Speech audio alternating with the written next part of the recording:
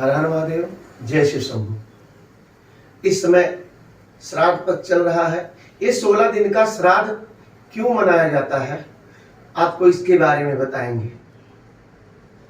अर्जुन के सारथी बने भगवान कृष्ण, और जब अर्जुन से कर्ण का युद्ध हो रहा था, तो अर्जुन ने जब कर्ण को मारा और कर्ण नीचे गिर गया, रथ टूट गया, तो कर्ण नीचे गिर गया, तो भगवान कृष्ण उतर के जाते हैं रथ से और कर्ण के पास। और कर्ण, जैसा कि आप लोग जानते, बहुत बड़ा दानी था कर्ण। उसने बहुत दान दिया था। भगवान कृष्ण सोचते हैं कि कर्ण ने बहुत दान दिया है, सबको दान दिया है, लेकिन इसने अन्न दान नहीं दिया है। तो कर्ण के रथ में एक छोटा सा मटका था और वो चावल से भरा हुआ था, और उसके बाद मटका ऐसे गिरता है, भगवान कृष्ण की नजर पड़ती है और कर्ण लहूलुहान था। और उसके बाद भगवान पूछते हैं, कर्ण तूने बड़ा दान दिया है और मैं आज तुमसे दान लेना चाहता हूं। कर्ण कहता है कि हे केशव, दान लेने आए तो मेरे अंतिम समय में मैं अब इस समय क्या दे सकता हूं आपको दान, मेरी तो अंतिम सांसें चल रही हैं।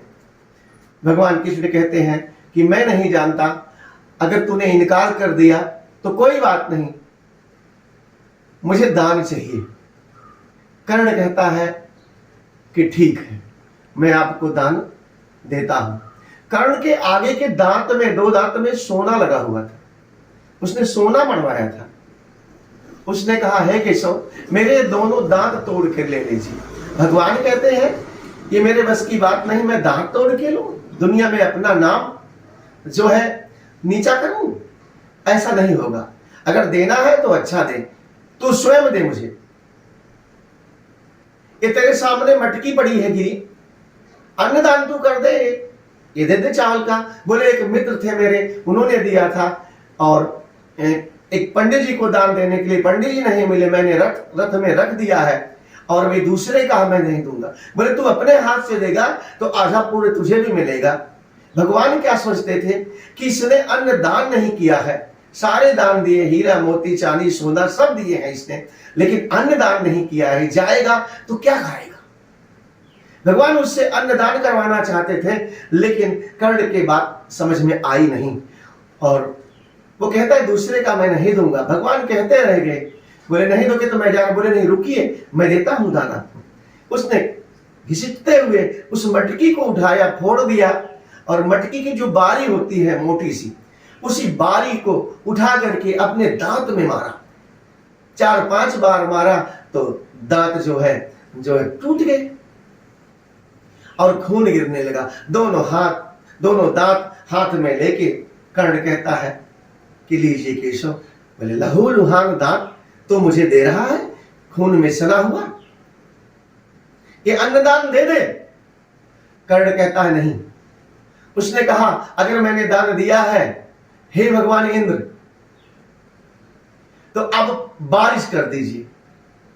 भगवान इंद्र ने बारिश किया और उसके हाथ से दांत जो है लहूलुहान थे, पानी से धुल गया, और उसके बाद भगवान को दान दिया। भगवान ने कहा कि वो मैं अन्न दान करवाना चाहता था। जब उसकी आत्मा पहुंचती है स्वर्ग में, तो वहां खिचड़ी बनी हुई थी, सबको दिया जाता है। सब जितने और लोग गए थे आत्माएं, सबको भूख लगी थी, और ये इसको सोने की खिचड़ी दी।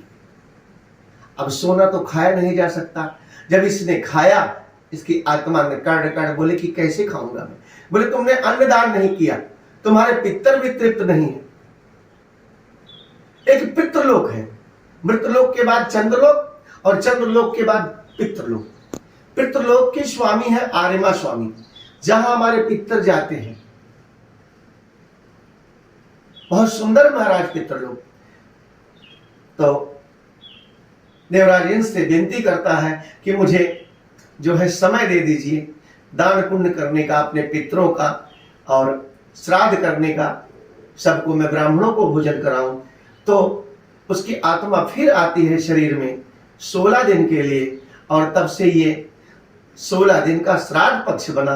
और कर्ण ने बहुत दान किया, अपने पितरों के नाम पे अन्न दान किया, ब्राह्मणों को भोजन दिया, वस्त्र दान किया, हर्षेद दिया, उसकी चटाई दान किया, लोटा दान किया, भागवत गीता दान किया, सारे दान इसने किए इस प्रकार से। और तब से पितरों को तृप्त करने के लिए 16 दिन का श्राद्ध पक्ष होता है। और जिस डेट पे जिसके पितृ लोग पानी देते हैं और श्राद्ध पक्ष मनाया जाता है। और जो है अगर कोई कुछ नहीं कर सकता